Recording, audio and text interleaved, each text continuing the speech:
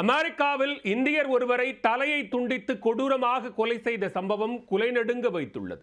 மனைவி மற்றும் மகன் கண்முன்னே நிகழ்ந்த கொலைபாதக சம்பவத்தின் பகீர் பின்னணி என்ன?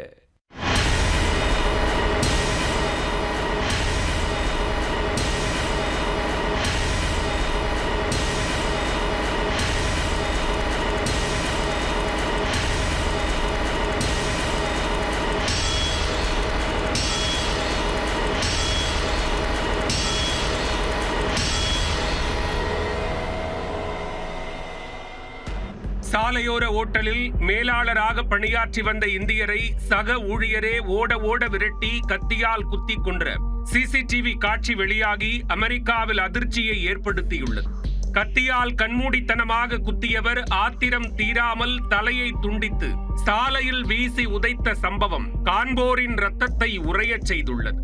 நடந்தது என்ன?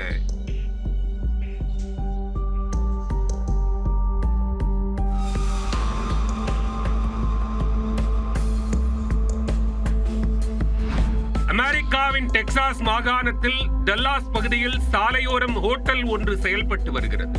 இந்த ஹோட்டலில் இந்திய வம்சாவளியைச் சேர்ந்த 50 வயதான சந்திரமௌலி நாகமல்லையா என்பவர் மேலாளராக பணியாற்றி வந்துள்ளார்.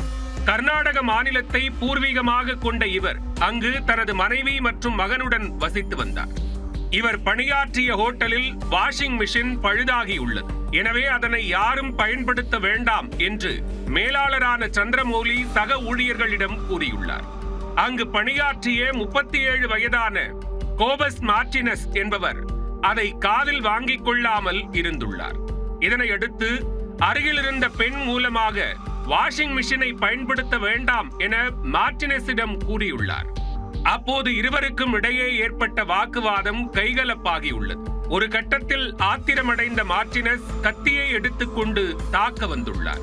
அதனை கண்டு அதிர்ச்சி அடைந்த சந்திரமௌலி தப்பியோட முயற்சித்துள்ளார்.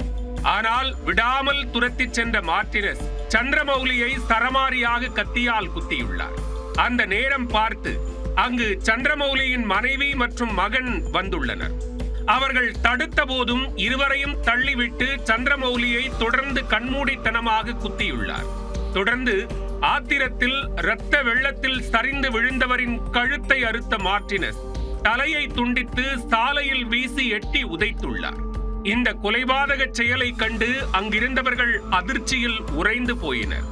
இந்த சம்பவம் தொடர்பாக வழக்கு பதிவு செய்த போலீசார் கோபஸ் மார்டினஸை கைது செய்தனர். விசாரணையில் இவர் ஏற்கனவே ஆட்டோ திருட்டு அடிதடி வழக்கில் கைதாகி சிறை சென்று வந்தவர் என்பது தெரிய வந்துள்ளது. தற்போது கொலை வழக்கில் கைதாகியுள்ள மார்டினஸுக்கு பரோலில் வெளிவர முடியாத ஆயுள் தண்டனை அல்லது மரண தண்டனை விதிக்கப்படலாம் என கூறப்படுகிறது. சாலையோர ஹோட்டலில் மேனேஜராக பணியாற்றிய இந்தியர் ஒருவரை தலையை துண்டித்து கொடூரமாக கொலை செய்த சம்பவத்தின் சிசிடிவி காட்சிகள் வெளியாகி அமெரிக்காவில் அதிர்வலையை ஏற்படுத்தியுள்ளது.